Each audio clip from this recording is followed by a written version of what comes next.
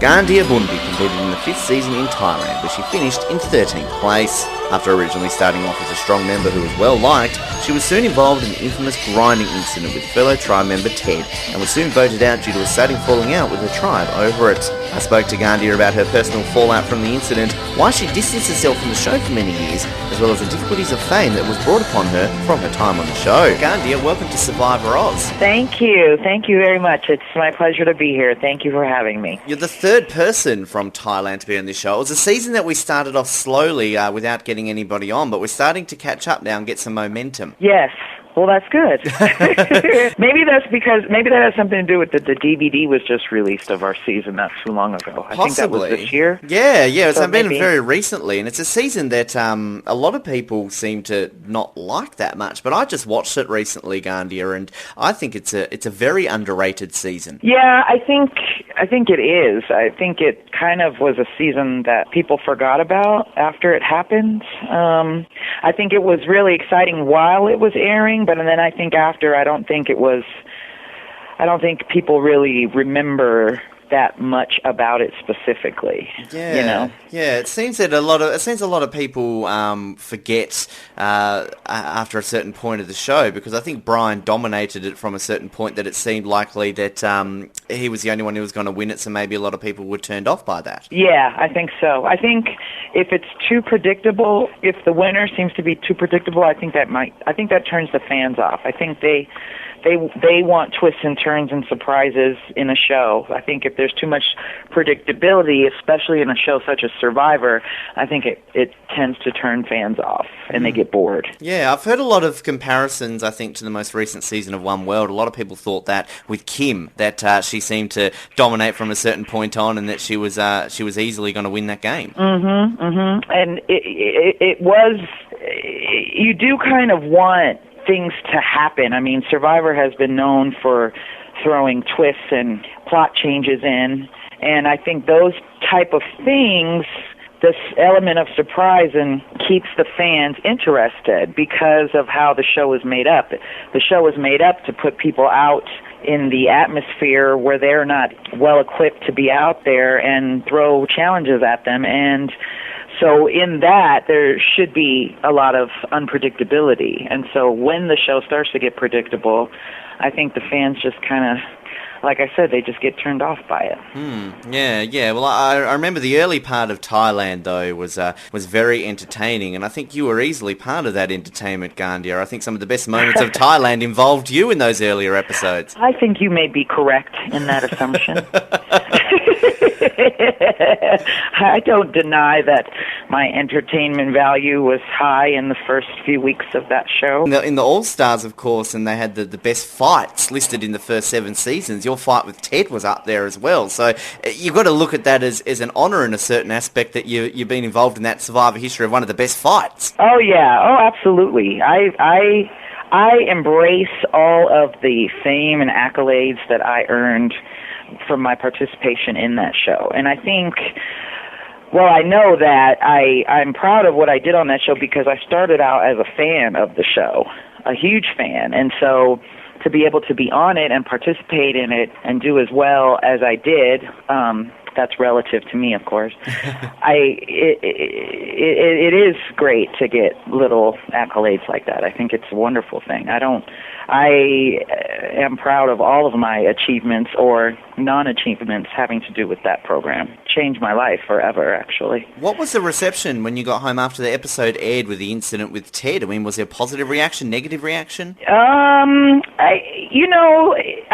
say it was 50-50. I say it was mixed. There were some fans, all of the fans, I must say, were very gracious, even those that had an adverse opinion to what was going on. All of the fans were really great. I say, yeah, it was 50-50. I'd meet some people that totally saw it from my side, and then other people that could see that perhaps I was trying to manipulate, which I was, but I just wasn't expecting that outcome. And so I say it was 50-50, or maybe more for my opinion, yeah.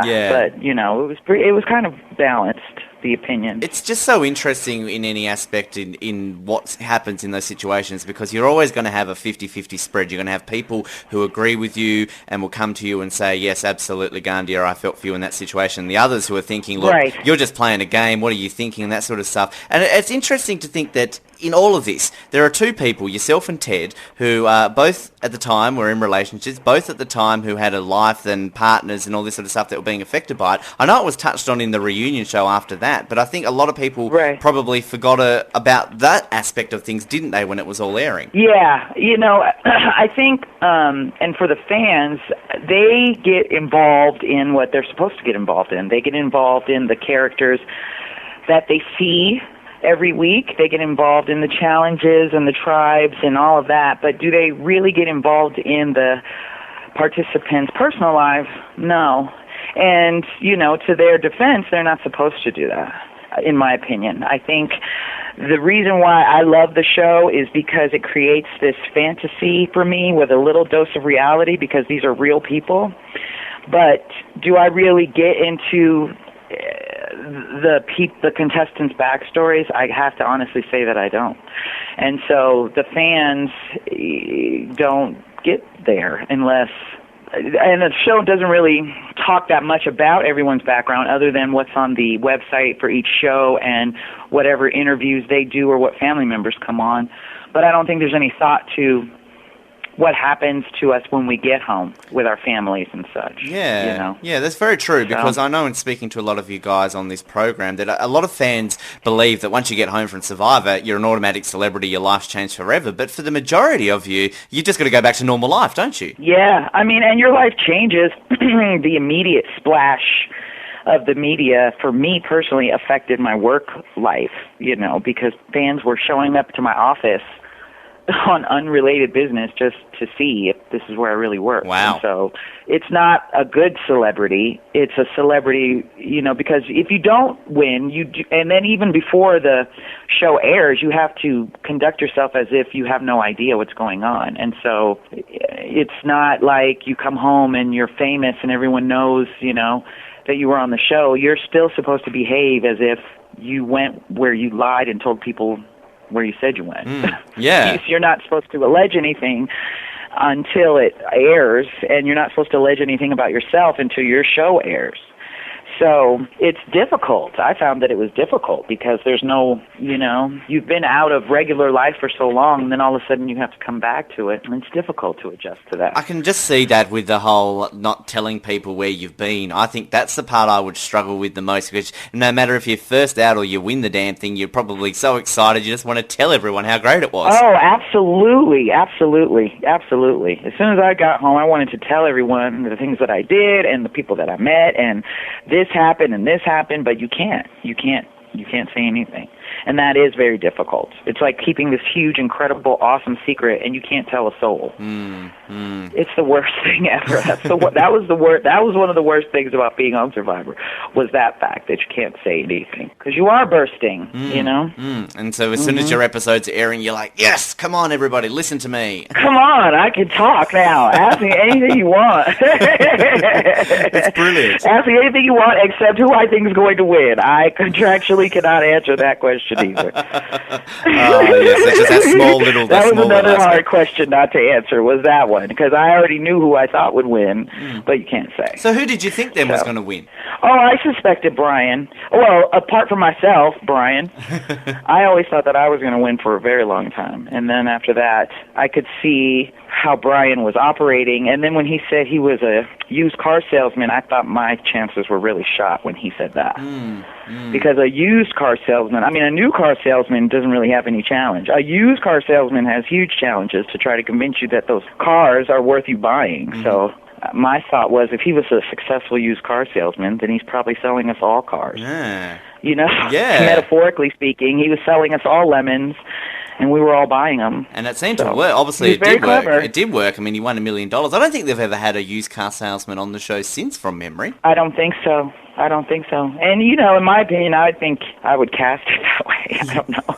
A used car salesman has a specific advantage over us other blokes, because we don't sell cars. That's a particularly challenging job, because you're convincing people of things that may or may not be true, or skewing the truth to make it look good. I mean, you're somewhat of a manipulation expert, I think. And that's what Survivor, of course, usually turns out to be. But the interesting thing, after your boot, Ghandia, of course, you were the last Chewy Gun member to go until Ted into the merge. There was this big string of Sukjai members who just went after one and each other. Does it sometimes be frustrating to think that you could have gone so far in that game had you lasted just one more boot? Yes, absolutely. I think about it now. I think I'm better with it now than I was before, because especially how it worked out where Ted was on the jury. And one of my short-term goals was, if I don't win, I at least want to make it on the jury, because then I get to have a say-so in the other people, and I get to watch how the game works out. And from a fan standpoint, being on the jury was like the ultimate consolation prize to not winning.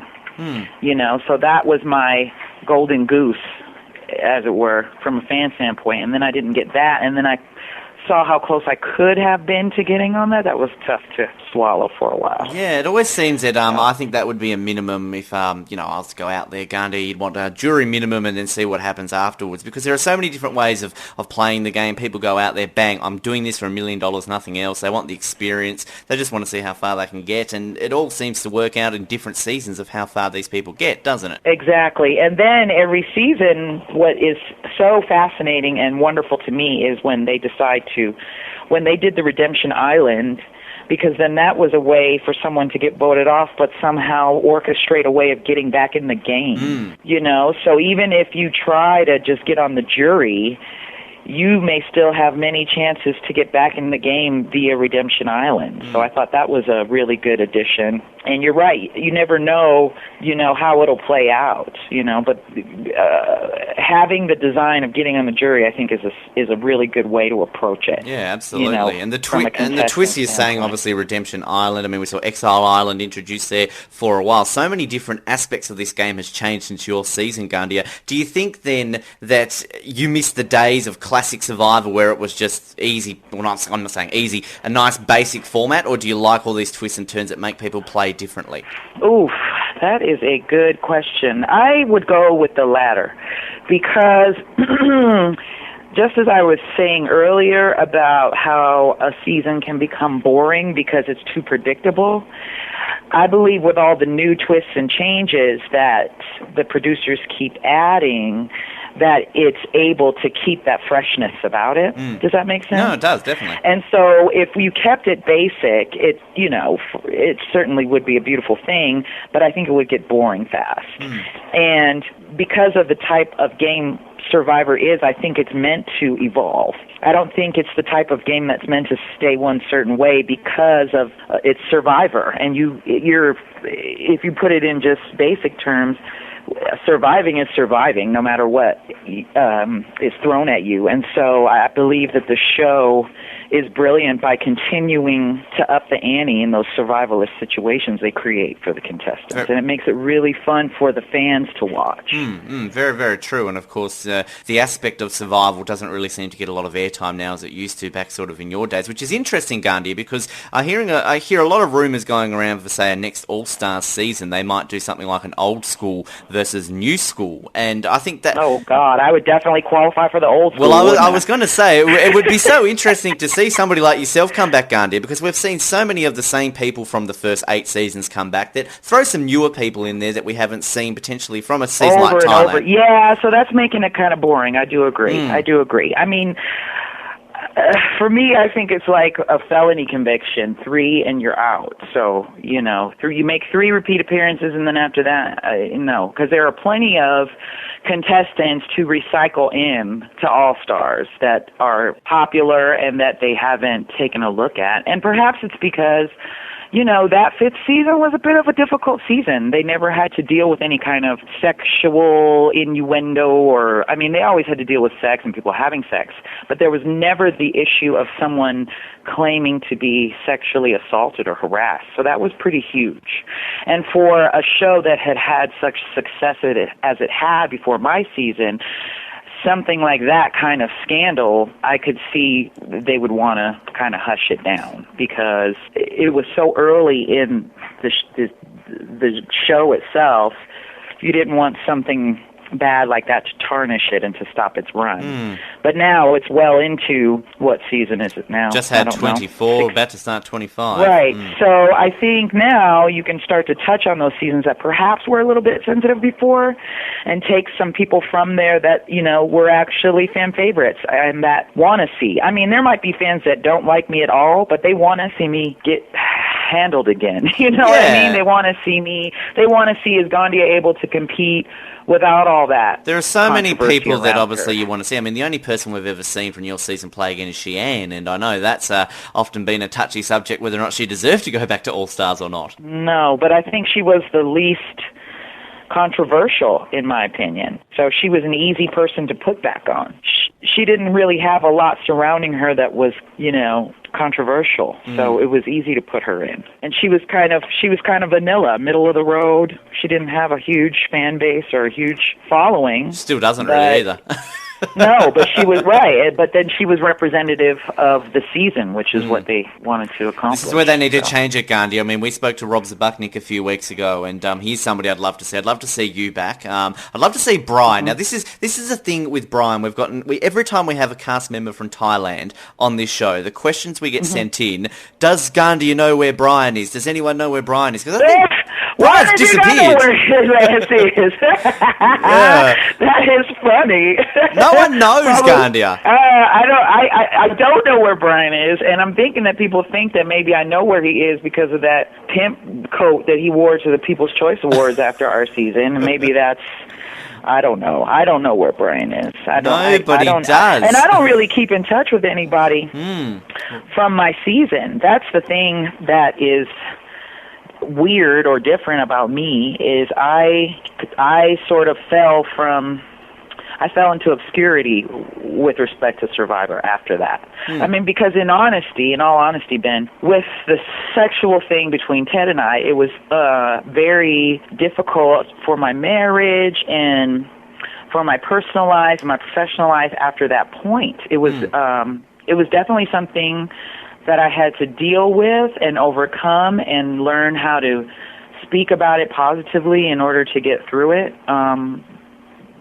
But ultimately it ended up that was one of the factors of my marriage breaking up. And so I was in a position where I decided to leave everything Survivor behind just to get my life back on track. And as I say that, it sounds a little pathetic, but it's absolutely true. No, it doesn't at all, because we've found that a lot of people don't generally want to talk a lot about the show if they've sort of had these negative experiences. Yeah, which is understandable, because as we were saying before, it's a life-changing experience and not always for the good. Right, and I had to look at my entire experience and draw from it everything that made me a better person. And when I look at it, even the difficult things, even the things that I thought were just incredibly painful at the time they were happening, in retrospect, all of those things had to happen to me to make me who I am today. And honestly, just looking at them and dealing with them and talking about them and not trying to hide from them.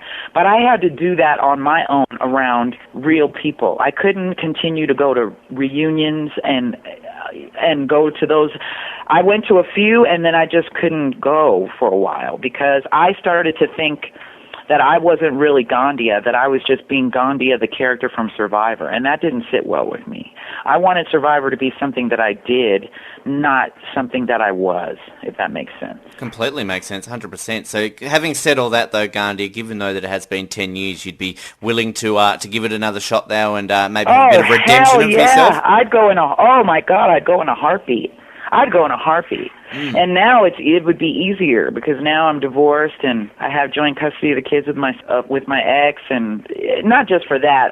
I would go in a heartbeat. I feel personally that there are things that I could prove to myself and that I could really challenge again because I've been watching it since I've been on and I'm still a fan of it. And I think that I have developed certain tools and characteristics over the 10 years since I've been on the game that could really benefit me the next time around. But I would just do it just because it's a kick in the pants. I'm still a huge fan. I would do it in a heartbeat. There you go, CBS. Give Ghandia a call. Come on. Give Ghandia a call. Get her out there. Yes. As they say, from your lips to CBS's ears. Is that how it goes? Something like that. that might be the loose interpretation of that saying. Well, it might work. You never know. We're still waiting to see one of the people on this show go back again after we've said something positive. Yes. You never know, Ghandia. We'll see. You never know. Well, we've got a set of listener questions that we have sent in, and people can, of course, send these in survivoroz@hotmail.com.au. Today's listener questions brought to you by Jan's bat friend, who to this day is one of the saddest losses in Survivor history. Joseph Ellen of Boston in the USA, Ghandia, wants to know your opinions on your cast. Who do you think was the most useless player in Thailand, and who was the most underrated player? Oh, my God. Okay, who was the most useless?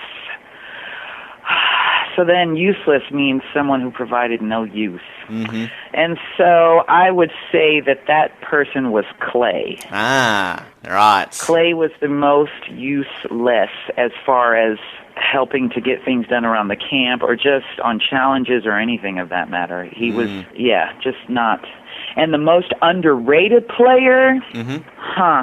Does it make me seem like I have issues if I say it was me? No, absolutely not. We want you to say you, Gandhi. That's fine. I can't say anyone else other than me. I was the most underrated player. I regret how I played my situation after the incident happened to me. My most disappointing self-judgment of my play in that game was that moment.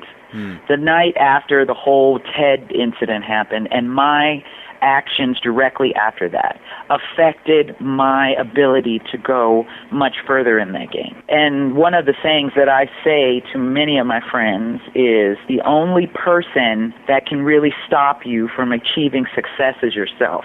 And so in saying that, I believe I was the most underrated player. That's completely because I didn't really play it well enough so that people could see how well I could play. One of my favourite scenes, I think, in Survivor history, though, Ganda, is that moment where you went out and just screamed your lungs out. That was, I love that moment. I was so pissed off. I was so angry. I was so angry. And I was raised... my father is a 4th degree black belt in Taekwondo, so we were raised learning Taekwondo, and part of that is the ki-eyes. And so when you ki-eye, you're letting out energy and you're kind of showing your strength.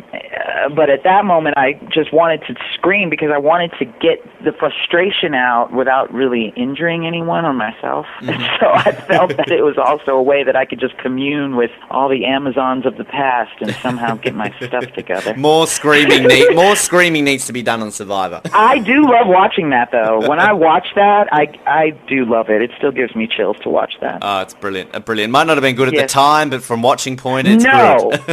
But it made great footage. For weeks they use that. I mean, they use that still now when they're talking about reunions. I mean, when they're doing reunion shows or, when they're doing Where Are They Now, they still use that. So one of my, another one of my little accolades, I suppose. Claim to fame, Ghandia. You can always use That's that right. one. Yes. Next question we have here, we have it from Troy Maynard. He wants to know about your experiences of being a talk show host in Denver, and if you ever got any tips from Jeff Probst at all, or channeled your inner Jeff Probst. Oh, yes. Jeff Probst has this delicious way of delivering bad news to contestants. And just his whole delivery and his demeanor. I did take some tips from him. He's very smooth, very, very smooth. Even when he's saying something that you dislike him for, you still like the way he said it. And so I think that's important when you're a presenter. You want to be watched, and you want to be watched by many people. And so there's an art of delivering messages to people where it's always received in a nice way where people want to keep watching, and Jeff Probst is beautiful at doing that. So yes, in my experience of being a TV presenter, I wanted to be able to communicate effectively because he's beautiful at speaking. I want to be able to communicate effectively to the fans, but then also just make them feel like everything I'm saying is something they want to hear. Well, I'm sure that would be the case if I was in Denver. I'd be tuning in every week.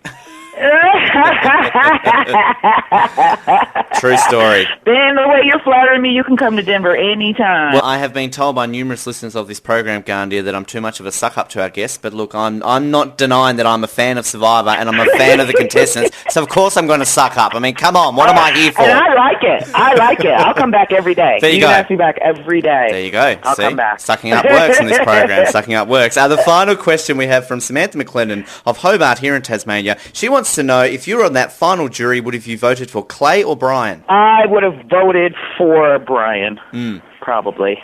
Oh, wait a minute. Oh, boy, dang. Tasmanians have the good question. Oh, yeah, we do. I recant immediately because there was a time when we were first in the game and we were getting to know each other.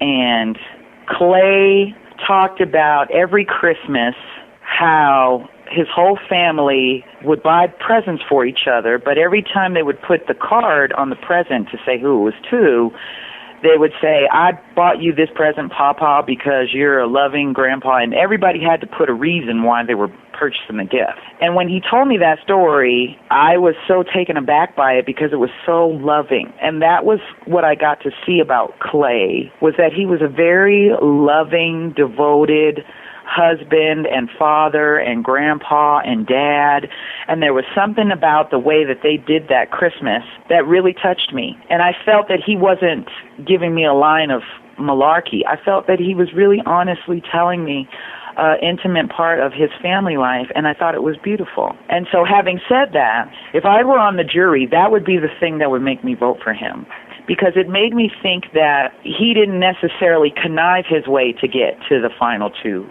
He happened to be there by circumstance, and sometimes that's how the game is. I think that people get into the final two ways. They intentionally manipulate people to get there, and then some people happen to get there because chances, that's how it works. Does that make sense? It does, no. And so I believe Clay was the latter of that. And if I were to choose who to vote for, that in my mind would be what would make me vote for him. Always interesting, of course, how anybody, you can analyse any season of Survivor, how they ended up in that final two. And Clay's somebody that I think a lot of people don't give him a lot of love and think Brian dominated, but in the end he only lost by one vote to Brian, and I don't think a lot of people forget that. He was a very likable. Clay is funny as hell.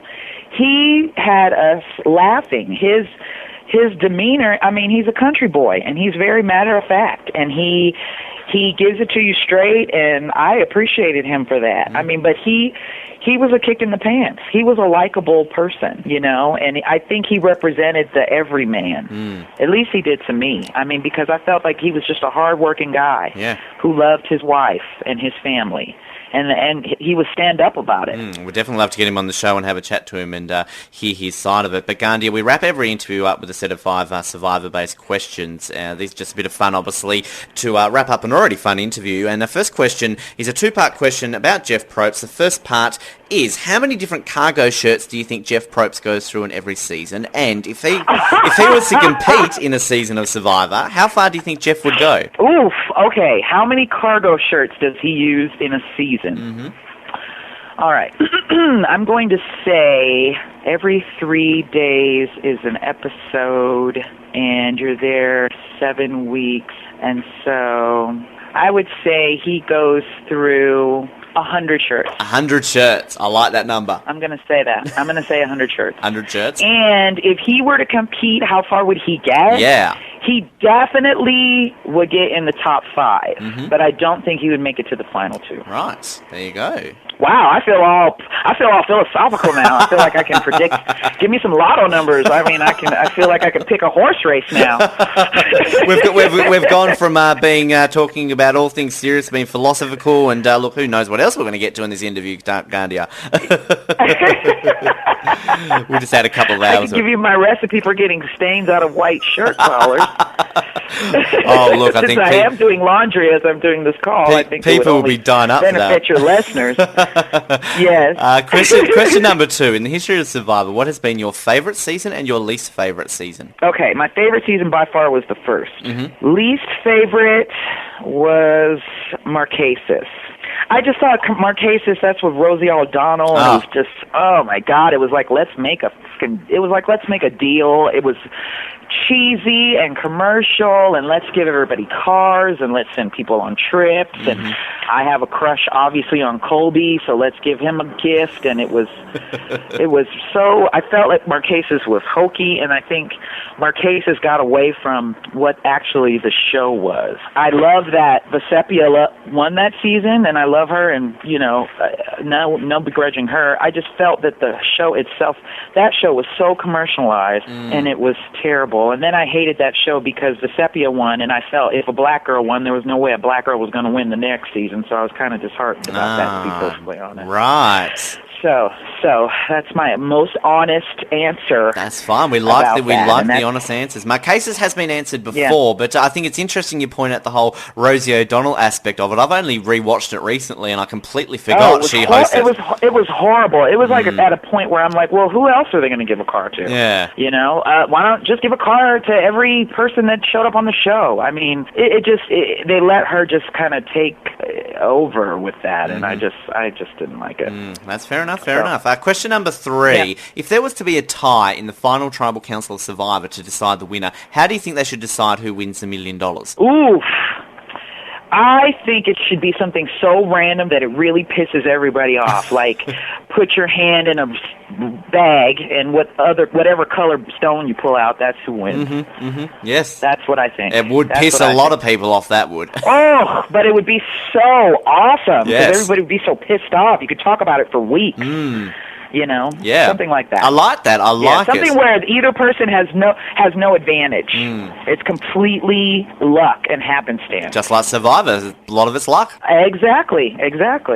Question number 4: in the history of Survivor Ghandia, who to you has been the most undeserving winner and the most deserving player never to have won the game? Undeserving? Yes, I've just got all that out eventually. Undeserving winner. This is going to make me have some fans. Rupert. Now, as in undeserving because he didn't win, because he won the fan favorite? He didn't win anything. I mean, he didn't win anything but a popularity contest. And so that's all well and good, and I do not begrudge him for that at all. I think he's a very nice person, nice wife, nice daughter, great family guy, but he didn't really win anything. Very true. Do you understand? No, I definitely do. There was no competition or voting or anything. It was a popularity poll. Exactly. And he won and won again and played again. But, you know, it's how TV is. TV is ratings, and ratings make money. And so CBS is brilliant at picking people that, you know, get people to watch. But it doesn't say anything about that individual's talent, so to speak, to play the game. What about a person who's never won the game that should have won the game, who's deserving of winning Survivor? Oof. Me. You? You're allowed to answer yourself, Ghandia. Go on. I am president of my own fan club. Can you tell? You have to be. You have to be in life, don't you? I'm going to stick with my answer. That's my final answer. Look, I'll join that fan club. You'll get 2 members. How about that? Yay! Woo! I love this show. Yes. Well, then, likewise, you can be the second fan of this show as well. Then, and share the love. It's working out well on Survivor Oz today. I like it. So funny. Question number 5, the final question. In the history of Survivor Ghandia, who to you has been the greatest ever player of the game? Oof. Wow. The greatest ever player. Ooh. I can't pick anybody other than Richard Hatch. That's what I was thinking when you first asked the question. And for me, for him playing in the inaugural season of Survivor, he understood from the beginning what his agenda was. And I believe he was in that advantageous position over everyone else because of the type of work that he did. He was a corporate trainer. So he was already very well educated in the art of persuasion and manipulation. And so the way that he played the game was brilliant. He played it as if no one really knew that he was manipulating them. And so when you play that way, that's the most brilliant way to play, because no one really knows that they're getting played, but they're playing your game. And that's how Survivor is won. Because in order to survive, if you're thinking about survival, if you're in a plane crash or what have you, you have to really survive the other people that you crash with. You can't save everyone. I mean, that's a very dismal way to look at it, but that's the reality of it. And so the game Survivor in that way is the same. Not everyone can win. There's only one. And so in order to win, you have to do that on the backs of your other people. Very true. And so Richard Hatch did that, and he did it brilliantly. He did. And I haven't seen anyone play the game since him. Well, he said exactly the same thing, Ghandia. He said that to us on this show. He said he had not seen anyone play. That means I'm smart. Yes. If I didn't even know he said that. So, of course, yes. You and Richard can form an alliance in a future season. Yes, exactly. We'll be on All-Stars and we'll align with each other. Heck yeah. Final two, Ghandia and Richard. Of his own plan, too. Yes, a few times over as well. Well, Ghandia, it has been an absolute pleasure having you on the show today. Good luck with everything in your future, and hopefully we will see you on the screens once again on Survivor. I hope so. From your lips to CBS and God's ears. Thank you. It's been a pleasure to be on. I had a fabulous time, and nothing gets me more excited about Survivor than an interview such as this. So I really appreciate what you're doing, and you're doing a great thing for the fans and a great thing for the show, and it's fantastic. Thank you very much for making me feel special for a day.